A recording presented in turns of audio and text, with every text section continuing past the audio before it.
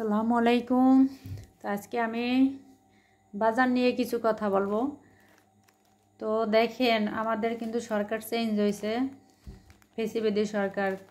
তারপরও কিন্তু কোনো খাদ্যদ্রব্যের পণ্যের কিন্তু দাম কমে নাই, সব কিছু কিন্তু আগের মতোই আছে। এই যে বাজার থেকে যারা বাজার করে তারা বোঝে আসলে আগের মতোই সব কিছু। তো আসলে আমার হাজব্যান্ডকেও জিজ্ঞাসা করেছিলাম, সেও বলে যে না, সব কিছুরই দাম আগের মতোই আছে, কোনো কিছুই কমে নাই। তো আসলে সরকার চেঞ্জ হয়ে কী হয়েছে, লাভটা তো কোনো কিছুই হয় নাই। আর সাধারণ মানুষের কিন্তু অনেকটা দুর্ভোগ আরও বেড়ে গেছে আগের মতোই। তো আমি আজকে কোনো রান্নাবান্না না করব, আমি আজকে কিছু কথা বলবো, একটা কবিতা শোনাই আপনাদের কাছে। শান্তি কিন্তু কারোরই নাই, বিবাহিতরা ডিভোর্সের চিন্তায় ব্যস্ত, আর অবিবাহিতরা বিয়ের চিন্তায় মগ্ন। বাচ্চাদের তাড়াতাড়ি বড় হওয়ার চিন্তা, আর বড়দের শৈশবে ফিরে যাওয়ার আকুতি। চাকরিজীবীরা কাজের চিন্তায় মগ্ন, চিন্তিত, আর বেকারদের চাকরি পাওয়ার চিন্তা। গরিবদের বড়লোক হওয়ার চিন্তা, আর বড়লোকেরা শান্তির খোঁজে ক্লান্ত। জনপ্রিয় ব্যক্তিরা লুকানের ঠিকানা খোঁজে, আর সাধারণেরা জনপ্রিয় হওয়ার জন্য বিভোর।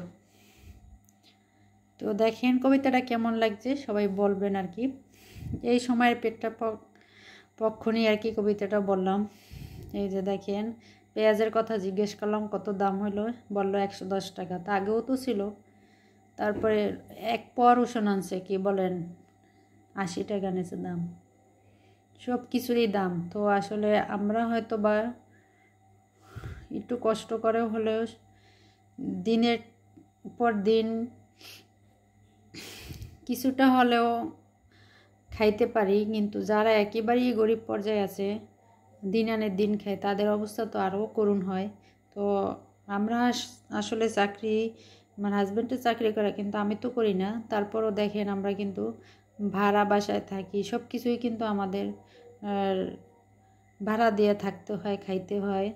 তো সেক্ষেত্রেও আমরা কিন্তু অনেকটা দুর্ভোগের মধ্যে আছি, অনেক কষ্টের মধ্যেই আছি বলতে গেলে এক কথা। তো আসলে এইভাবে এই পরিস্থিতিতেই চলতে থাকলে আর কতদিন আমাদের কষ্ট হবে। তো আজকের মতো এই ভিডিও, সবাই ভালো থাকবেন।